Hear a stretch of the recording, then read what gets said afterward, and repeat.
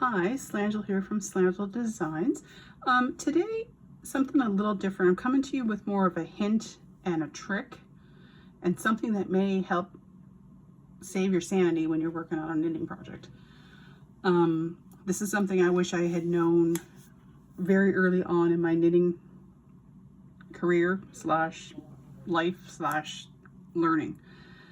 I didn't know it for the first longest while, and I think that's why I kind of geared myself more towards crocheting, and I still do.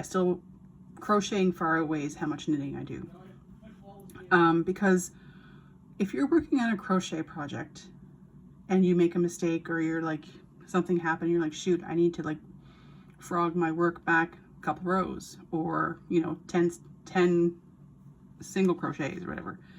It's easy to just take your hook out and pull it back and pick up at the spot you need to pick it up on and keep on going. Really straightforward. Now, if you need to tink your knitting, which is pulling apart your knitting, which is just knit backwards. Tink is T-I-N-K, where knit is K-N-I-T.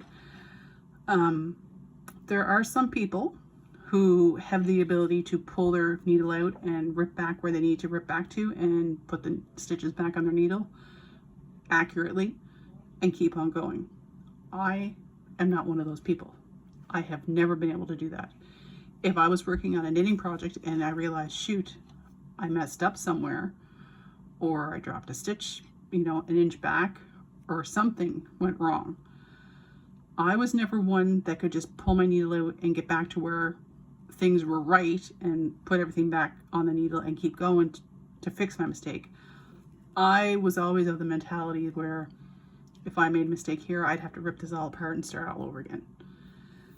And if you're working on, like I am currently working on a very complex sweater, and there are multiple different stitches. There's cabling, there's eyelet, there's diamonds, there's, you name it, there's multiple different stitches.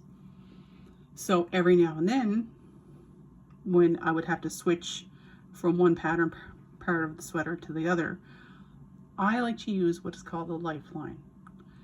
And this lifeline has saved me in many a project having to rip back to the beginning. It is something that if you're new to knitting, or even a seasoned veteran and you're working on something that's fairly complicated and distractions happen while you're working on a project. Sometimes you have to set it down, and then when you go to get back to it, you keep on going thinking you know where you're at, and you realize partway through, oh shoot, I wasn't where I thought I was. This lifeline will help you if you have to tink your work. So I'm going to show you. So I just made up a little sample here. I just have a little 1x1 ribbing and some stockinette stitch. You will need a yarn needle or tapestry needle. And you also will have to use a contrasting color yarn for whatever the project is that you're working on. If you were working on something that was red, choose white or whatever. And you're going to want to, and you'll need scissors. You want to cut the piece of yarn a little longer than what your project is. Then what you're going to do is, say I was at a point where I'm like, okay, the next part of the instructions wants me to start doing knit two together, yarn over, knit two together, yarn over. And I'm like, I've never done that before. What if I make a mistake? I don't want to have to. So what you're going to do is make your lifeline, which means you're going to take your yarn, which is on the needle, and you're going to just put that in through the stitches, making sure that you're just going in the loops, and you're going to do this all across. So if you were working on a sweater or whatever, you would have a lot longer piece of yarn. But I'm just going in basically beside the needle. Careful you don't pull your stitches off when you're doing it. Make sure you have some overhang on each end. So again, I'm just going in. You can see I'm just kind of picking up the stitch. And if you want, what you can do too is, I didn't do it for this, you can make the piece of yarn long enough so that you can just tie it so that you have no risk of it getting pulled out or anything like that. So I'm coming through to the end here. I'm going to take my needle out. There's my lifeline. So now what's going to happen is when you go to continue, I'm just going to keep working in the stockinette stitch. When you're knitting, make sure your lifeline is kind of out of your way. When you knit or follow your pattern, I'm just going in. I'm making sure that yarn isn't getting onto my right-handed working needle at all, so that when I'm knitting, it's just floating in those stitches. It's not becoming part of the project per se. So let me do a couple rows here, and then I have another little sample to show you how this works. But again, this has saved me. If you're somebody like me who just can't rip apart some knitting and then pick up the stitches back up properly and continue on with it being correct and not having made the situation worse, this is a huge, this comes in handy too when you're making socks, when you go to do the heel, if you're not totally sure. All right, so there's one row. So you can kind of see how that yarn is just kind of floating in those stitches. So I'm going to show you here, because I did on another set of needles. I did a few more rows after. Okay, so you see what happened there? So I still have the yarn. You can see how it's floating in, but all of a sudden I'm like, oh shoot, I made a mistake. I need to pull back to where my checkpoint was. I can now safely take that needle out, and I can start tinking my work and pulling it back, because watch what happens when I do. Oh look, I can't tink any further. It stops where we've put that lifeline.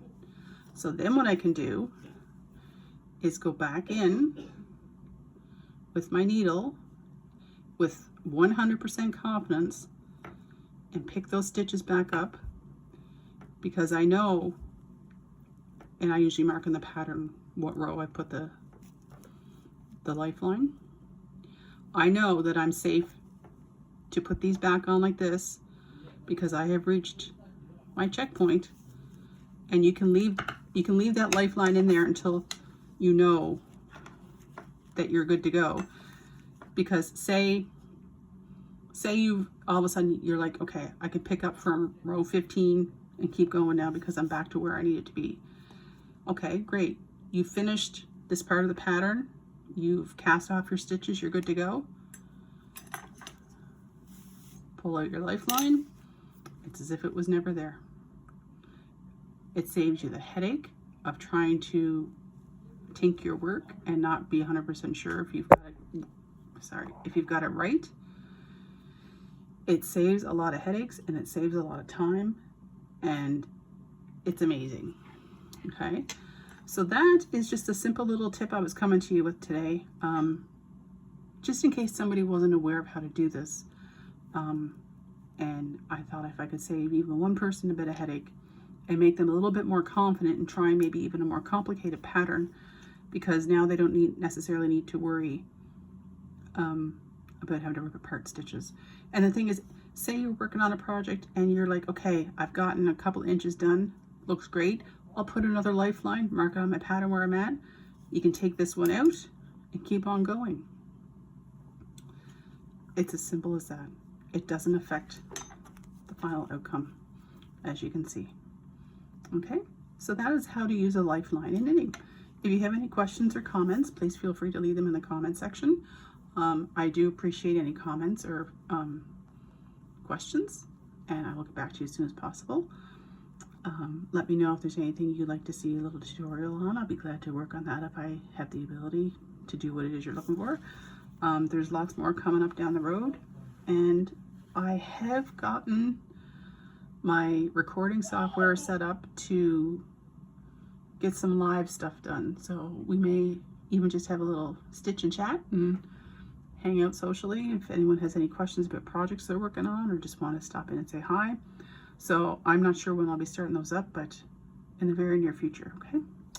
So once again, I thank you for watching. If you haven't already subscribed, hit the subscribe button and hit the bell so you can get any kind of notifications when new videos go live. But once again, I really appreciate all the support in the channel. I look forward to seeing the next video, and I hope you find this helpful, and take care and have a good night and happy crocheting or knitting. Take care.